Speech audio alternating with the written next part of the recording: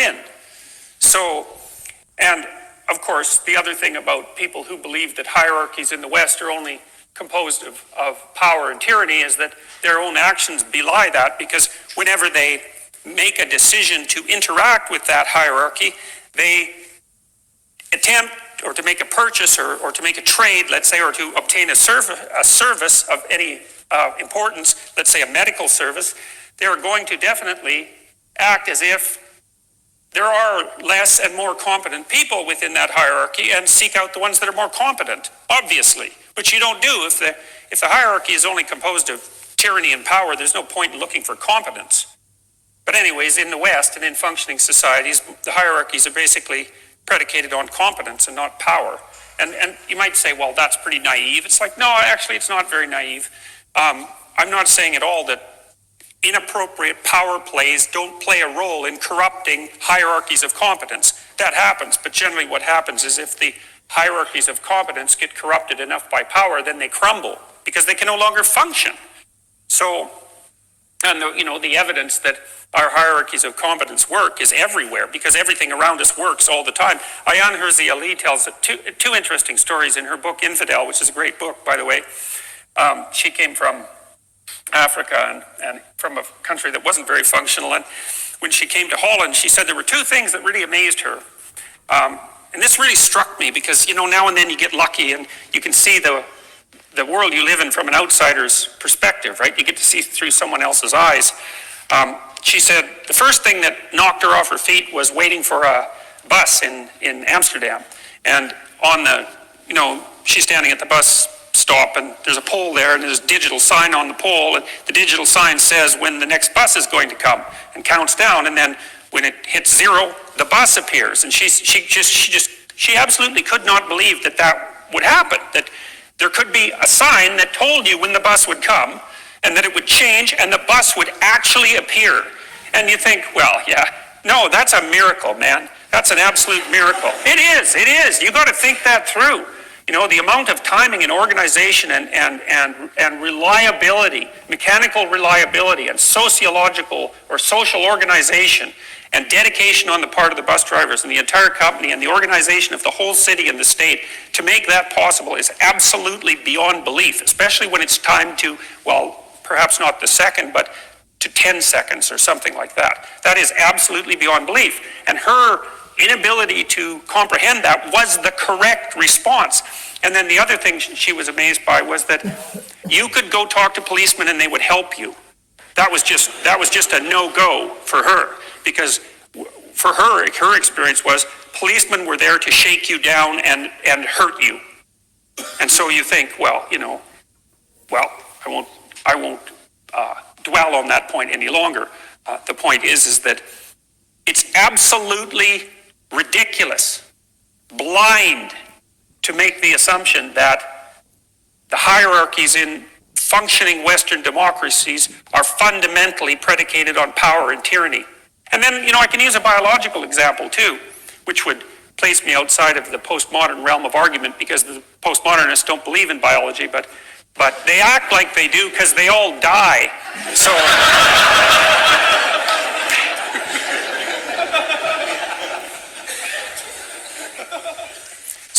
this primatologist named, well, I'll tell you two stories, okay, because these are really useful. So the one's about rats, and I got this story from Jaak Panksepp, who is a great neuroscientist. He wrote a book called Affective Neuroscience, which, by the way, is on my reading list. It's on my website. It's a really good book, Affective Neuroscience. He's a great scientist. He was one of the people who he learned that rats laugh. They laugh ultrasonically like bats. So if you tickle them with a pencil eraser, they laugh, but you have to record it and then slow it down, and then you can hear them. And you might think, well, rats laugh, like, what would you get a grant for that? What kind of idiocy is that? It's like, no, just don't get ahead of yourself here. He was showing that capacity for social interaction, that was mediated by physiological touch, activated the same, activated the same circuits in rats that it does in people, and that those are actual biological circuits, and that we share them even with rats. Now, rats are quite similar to human beings, as it turns out. I could say especially postmodernists, but I won't. And so the fact that little rats giggle when you tickle them is actually extraordinarily important. He also identified, surprising, I've been talking too much lately. He also identified the primary play circuit in mammals.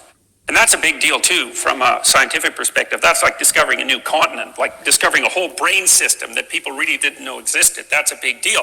So here's a little story about rats. So young rats like to engage in rough and tumble play, especially juvenile males. It's also the case for puppies, if you've ever had a puppy. Dogs are like that. They like to wrestle. And it's one of the things that male human beings tend to do with their offspring, and it's a really, really good thing. Like rough and tumble play with children really helps socialize them because it helps them figure out the difference between touch and even rough touch and pain. Because one of the things you're doing when you're rough and tumble playing with a little kid is, you throw them up in the air and you wrestle them around.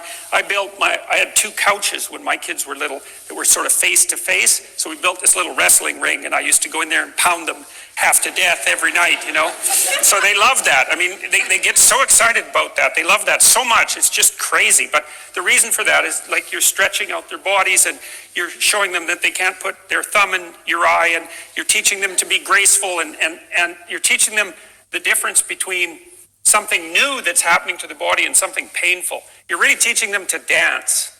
And it's this really complicated physiological dance that is indicative of a socialized being. And that's partly why women like men who can dance, by the way, because it shows that you can pay attention to someone else. First of all, that you're coordinated, but even more importantly, that you can take the fact of your coordination and coordinate that with someone else's coordination. And that's very primal and physiological. It's built right into your body. And rough and tumble play helps with that a lot.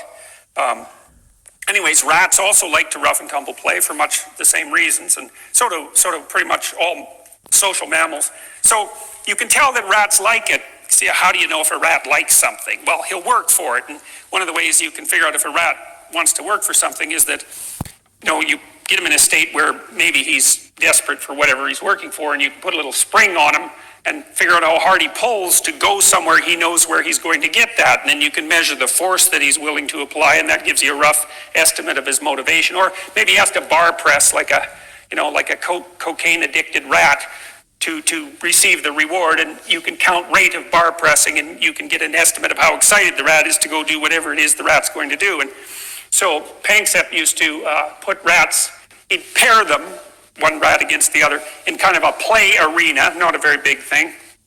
And these were juvenile males, and they would work to do that. Okay, so they liked it. And then maybe one rat was 10% bigger than the other. And then when you paired them, the big rat would beat the little rat because 10% weight advantage was enough to make the bigger rat dominant. Okay, so then they established basically dominance and submission. You might think about that as a power relationship. And to some degree it is, but it's more complicated than that. And this is very important. So the rats play together once, and the big rat pins the little rat, really very much like wrestling. Rats wrestle just like people wrestle. And if you pair them together, then the big rat can pin the little rat. Okay, so now you got dominant rat, subordinate rat, roughly speaking. But then, you see, if you stop the experiment there, you'd think, well, the rats play to establish dominance and submission. But the thing is that rats don't just play once, they play many, many, many times.